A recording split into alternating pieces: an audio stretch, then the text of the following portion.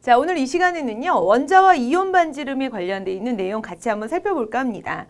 원자와 이온 반지름은 너무나 시험 문제에 잘 나오는 단골 메뉴이니까 꼭 기억을 해두시는데, 여기서 여러분들이 잘 짚어두셔야 되는 결정적 내용은 원자 반지름과 이온 반지름에 대한 사이즈 비교로부터 금속 원소인지 비금속 원소인지를 판단하게 되는 거예요.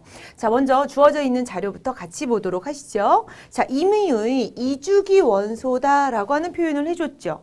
이주기 원소라고 하는 건 뭐냐면 전자 껍질 수가 같은 상황이에요. 그럴 때 A부터 D까지의 원자 반지름과 이온 반지름을 원자 번호가 증가하는 순서대로 나타냈다라고 하는 표현이 있으니까 A부터 D까지 원자 번호가 증가하는군요. 그러면 보세요. 전자 껍질 수가 동일한 상황에서 원자 번호가 커지면 유효액 전하가 커집니다. 그렇기 때문에 유효액 전하가 증가하게 되어서 점점점 원자 반지름은 작아질 것이다. 그러면 가라고 나와 있는 데이터는 바로 원자 반지름에 해당되는 것이고, 또 다른 하나는 이온 반지름이라고 얘기를 해줬기 때문에, 그렇죠, 위에 빨간색에 해당하는 선들은 이온 반지름이다. 자, 이럴 때 여러분들은 여기까지 하는 것도 훌륭하게 정말 잘했어요. 근데 여기서 하나 더 진행을 하셔야 됩니다. 우선 선생님이랑 내용 정리를 같이 한번 짚어보도록 할게요. 같은 주기에서 원자 번호 커지면서 원자 반지름은 감소했습니다. 이유가 중요했죠? 유효액 전하가 증가하고 있기 때문에. 그래서 가는 원자 반지름, 나는 이온 반지름이라고 하는 것을 분석하셨고, 자, 다음 단계예요. 다음 단계는 그러면 가라고 하는 것이 원자 반지름이고요, 선생님. 나라고 하는 것이 이온 반지름이에요 라고 하는 것에 그치지 말고 A하고 B를 봤더니 A하고 B는 원자 반지름이 커요. 이온이 되면서 반지름이 작아졌습니다. 왜? 그렇죠. A와 B는 금속 원소이기 때문에 양이온이 되면서 반지름이 작아진 거야. 원자가 전자수 잃게 되면서 전자 껍질 수가 감소하게 된 경향이 나타난 거죠. 그렇기 때문에 이온 반지름이 상대적으로 원자 반지름보다 작아진 금속 원소이더라. 그러면 C하고 D는 어떨까요? C하고 D의 경우를 살펴보면요, 오히려 이온 반지름이 더 큽니다. 왜? 이들은 어차피 전자 껍질 수가 동일한 상태에서 전자가 더 들어옴으로 인해서 그들의 반발력으로 인한 음이온의 사이즈가 증가되었다. 그렇기 때문에 이들은 음이온이 될 수 있는 것은 비금속입니다 라고 하는 설명으로 해결할 수 있겠죠. 따라서 결론, A와 B는 무엇입니까? 네, A와 B는요, 이온이 되면서 반지름이 작아졌기 때문에 금속 원소예요. C하고 D는요, 이온이 되면서 반지름의 사이즈가 증가했기 때문에 비금속 입니다 라고 대답해주면 된다는 거. 시험 문제에 굉장히 잘 나오는 중요한 내용이니까 여러분들 꼭 다시 한번 비교하시길 바랍니다. 자, 한 단원 더 얘기해 보도록 할게요. 얘네들은요, 같은 주기입니다. 같은 주기, 이주기 선상에서. 그러면 이주기 선상에 있는 여러분들에게 느낌이 오는 금속은 리튬과 베릴륨이 있을 것이고, 자, 그 다음에 비금속에 해당하는 경향에서 나타날 수 있는 거 뭐가 있을까요? 그렇죠. 산소랑 플로린이라고 한번 예를 들어보도록 할게요. 자, 우리 금속인 아이들, 얘네들은요, 양이온이 되면서 가장 바깥 껍질에 있는 전자, 원자과 원자를 잃게 되면 누가 되죠? 헬륨의 전자 배치를 가지죠.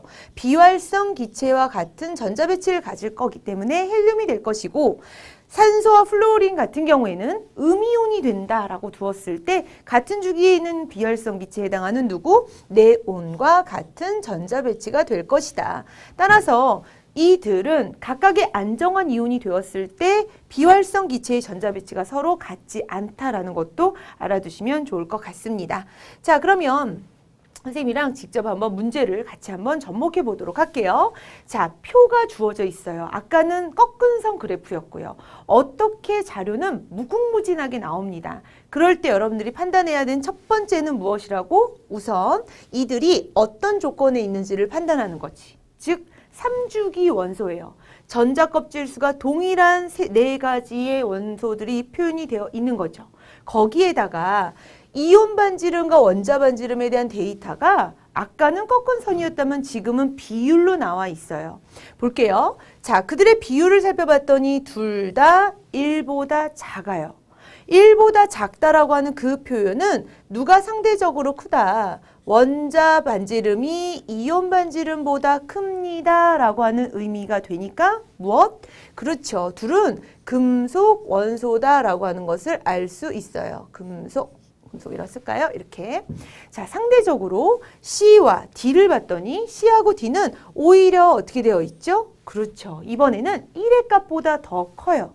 1 값보다 더 크다라고 하는 표현은 이온 반지름이 원자 반지름보다 큽니다. 라고 하는 것이고 이것은 음이온이 되는 누구다? 바로 비금속이다. 라고 하는 것을 살펴볼 수 있다는 거.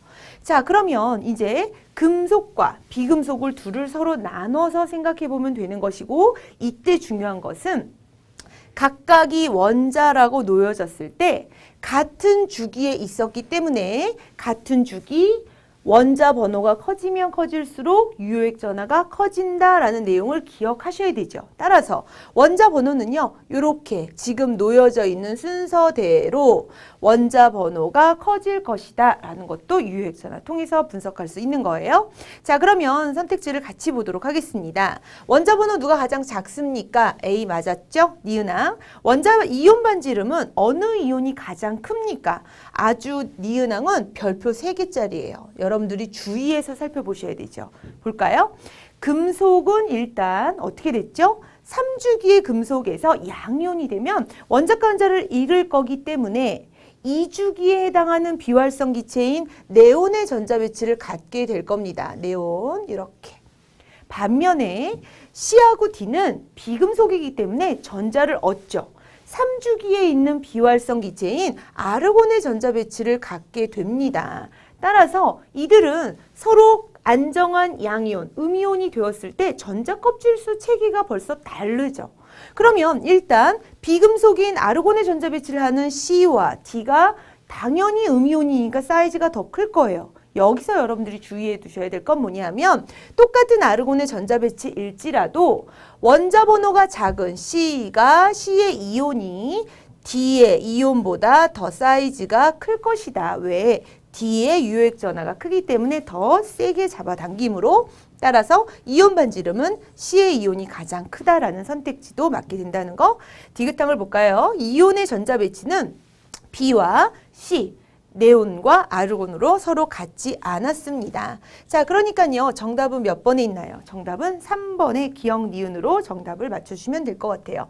자, 다시 한번 강조합니다. 원자 반지름, 이온 반지름은 시험 문제에 꼭 나옵니다. 시험 문제에 꼭 나오는데 둘의 사이즈 비교로부터 금속과 비금속을 구별 지을 줄 알아야 되고 금속과 비금속이 되었을 때에도 지금처럼 구별 짓는 것에서 끝나는 것이 아니라 안정한 이온이 됐을 때 누구의 전자 배치가 되느냐까지도 여러분들 스스로 다시 한번 정리해보는 시간 가져보시길 바랍니다.